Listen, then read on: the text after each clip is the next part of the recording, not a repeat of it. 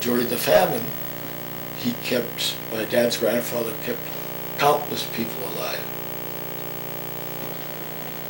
Well, who owns the island now? The government? No, one part of this is owned by first cousin of mine. Oh. And the others are, I don't know how it is divided up. There's a girl, one of those O'Neills from the island. They later became the O'Neills of the Cross. One of them, by the way, of those O'Neills I think of every day, is Namwilla, which is about 200 miles from Lusaka in Zambia. And you know, in the Holy Father's list, and in Caritas and Trokra, the great German Catholic AIDS Society, they've got a list of places suffering from famine. And there's a band of countries in South Africa, above South Africa, but below Sub-Saharan Africa, starting with Angola and going to Zambia, where my cousin is a priest, and then Zimbabwe, Malawi, and Mozambique on the coast. I'm getting off on a tangent now, but I think of this, that priest down in Africa is originalist. People came from Inishbernard. But is he at Katangwe Mission? The what? Katangwe Mission? He's a Jesuit. Yeah, I think that'd be Katangwe. It's on the Zambezi River? I'm not sure, you know, I was looking at it just last night. I think that's probably where he is. I had a friend there. Did you? Yes. You know, I got terribly irritated with George Waring here in Butte. He and his wife had a piece in the paper. I haven't talked to him. I didn't want to hurt his feelings without talking to him first, and then hurt his feelings. But I have a friend who has spent 2 years in Iraq, Steve Griffin, working for the church. He volunteered for 2 years, and he was working up north with the Jesuits, and then he went down and was working in the south with the French Dominicans. They had a terrible, when the Dominicans needed more than the Gems did, and they drove down there, he and several other volunteers, and it was hot and dusty and difficult day. They thought, well, the French are great cooks. We'll have a wonderful meal when we get there. But they got there, and they're ushered into the dining room. On each plate there was like a candied orange. And what liqueurs they had or whatever it was. He said it was absolutely delicious. Oh, yeah. And they thought, well, with an appetizer like this, what is the meal going to be like? And then at the end of eating the orange, he said, I should have known from the look of the prior. He said he looked very gaunt. And he said he said the grace after meals, and we all went to bed starved. Well, now tell me, your dad was born in Butte? Oh no, born on the island. He was born on the island, on so the he island, went, tell me about how he got to Butte. Well, his aunt, who married William Price, was the first O'Sullivan in Butte. And William Price was from Westmoreland County, Pennsylvania. And he is from an Irish family. And so my dad's aunt, Catherine Price, brought the oldest of my dad's family, Michael O'Sullivan. Dad's older brother brought him to Butte. And then he brought my father to Butte. My father, in turn, brought his younger brother, Quinn, to Butte. And their sister stayed in Ireland. And she married a shoemaker in Eyries village.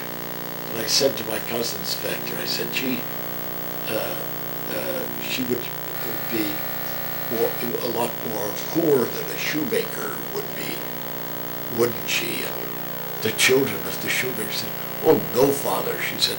She was pretty well fixed from things from the island, but she said, our father didn't have enough money to buy a jacket for a gooseberry. And I always said, that wonderful way of putting things. But, and then in turn, the oldest brother saved up money to go back to Ireland, marry, build a house, and build on a room for his parents, take him off the island. And he died and left 2 sons and his widow. In Eyries? Out in Kilcatherine. And then she married, after Michael O'Sullivan died, she married a Driscoll. And this Jackie O'Neill, people, she'd be a niece of Father Oliver's. Her mother would be an O'Driscoll, a half sister of my first cousins on my dad's oldest sons. The two, both are dead now.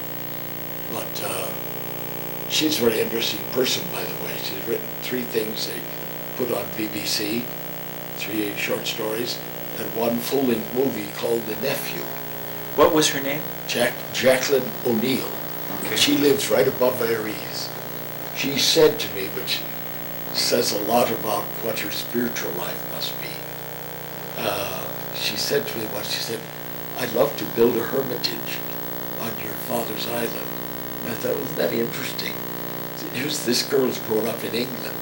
Yeah. Only came over when she's out of school, when her parents came back to Ireland and built a house overlooking the bay. But it says something about her depth, Yeah. that she would even think of something like that. That's a good idea. Your dad was a young man when he came to Butte then, huh? He was. And he started working in the mines right away, or started working He as started hoist- working in his uncle by marriage, is at the moon the mine. old moon mine. Yeah. And so he worked. He did have a couple of interesting experiences. He said, if your partner didn't show up and you were alone, he said your imagination could play tricks on you. He said, I thought someone was tapping me on the back, for instance, just the light of your lantern. And he said, I realized it was the pick, my own pick. And he said, one night I thought I heard a man moan. And I thought, this is just my imagination. He kept working, thought he heard it again. Finally he stopped and paid attention, and it was a man moaning. And a fellow had fallen down some kind of a drift or stove, I don't know what you would call it. He fell from the level above, and my father rang for the cage to get help to bring him out. He crawled up and they got him down, and then they brought him to the hospital. My dad thought he was on night shift. He thought, well, when my shift changes, I'm going to visit him in the hospital. And he said by the time he went to the hospital, his injuries must have been superficial. He said, I went to the hospital and he had left Butte. And I thought, wouldn't you think that the fellow would want to find out who found him? Yeah. But, when my father said when he was a child, back in the church at Eyries, he said a month would never go by that you wouldn't hear the priest saying, for so-and-so, killed in the mines in Butte, Montana. I figured a lot of these little boys that are 12 years old or something say, my brother's already in Butte, or my cousin's here, and I'm going to have to go there. That it was kind of your feelings would be very ambivalent about Butte, Montana. The idea that, yes, you'd be able to send money home to your mother and father, but on the other hand, it would be a very dangerous life. My dad said the young ideal he had reminds me of a fellow that was telling me not too long ago about how when he was in high school, he was a freshman when Jack Hunthausen, and pointing as if Jack's still sitting there, saying how he just idealized Jack, as well he might have. But Dad, there was Dennis Harrington, was a Harrington Malines, where their family lived. between, close to Eyries, but up on the hillside on the right as you go down to Castletown. There's a little cheese factory there that won some prize as the best cheese in Europe a few years ago. At Malines, the Harrington Malines. There's a very distinguished Dominican, Father, can't think of his first name now, Harrington, who was of that same family. Dennis Harrington was 18 when my dad was 15, and he saw Dennis Harrington put the trunk of a girl who was immigrating to America on his shoulder, carry it down to Castletown to put it on the Princess Beara. The Princess Beara was a little steamer that went from Castletown Beara to Cove to board the bigger ship.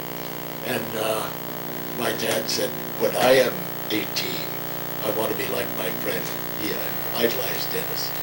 And when Dad, within the first year that he was in Butte, he was pallbearer for Dennis Harrington.